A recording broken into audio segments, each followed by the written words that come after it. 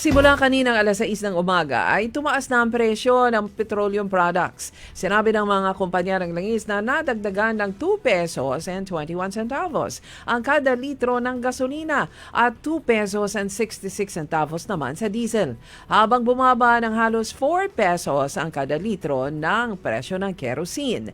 Ayon naman kay Energy Secretary Sharon Garin, inaasahan na ang pagtaas ng presyo ng langis ngayong linggo, dulot naman ang paghina ng piso na umabot sa record low na 61.75 kontra dolyar noong nakaraang linggo. Tiniyak ng DOE na sapat ang supply ng langis sa bansa at wala itong planong mag-order ng karagdagang fuel sa kasalukuyan sa kabila ng ipinapatupad na panibagong taas presyo sa mga produktong petrolyo simula ngayong araw ng Martes, May 5.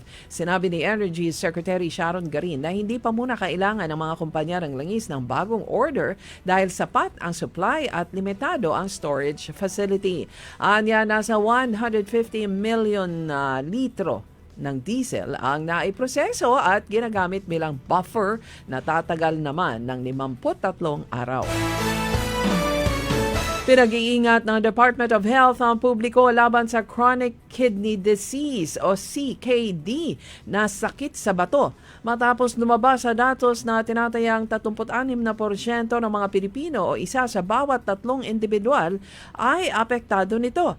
Ayon sa DOH, ang CKD ay isang kondisyon kung saan unti-unting humihina ang paggana ng mga bato na nagre-resulta naman sa hirap sa pag-alis ng dumi at sobrang tubig sa katawan.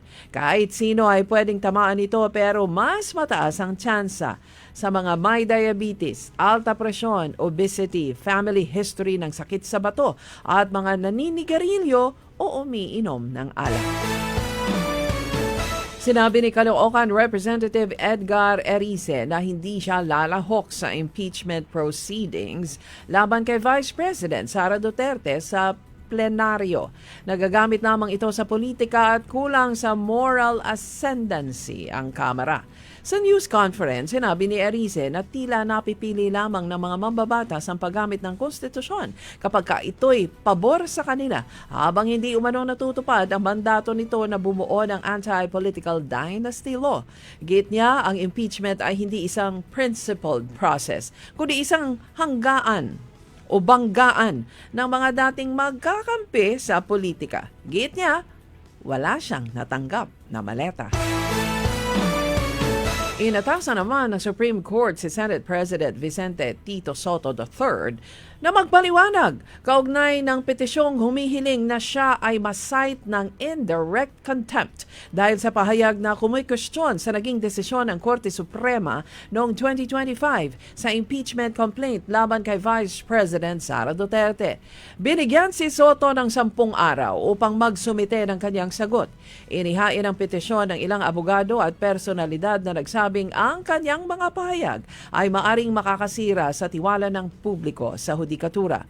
Unang sinabi ni Soto na nakikialam ang Supreme Court sa gawain ng Kongreso at kailangang baguhin ang konstitusyon para na hindi ito magawa ng judiciary.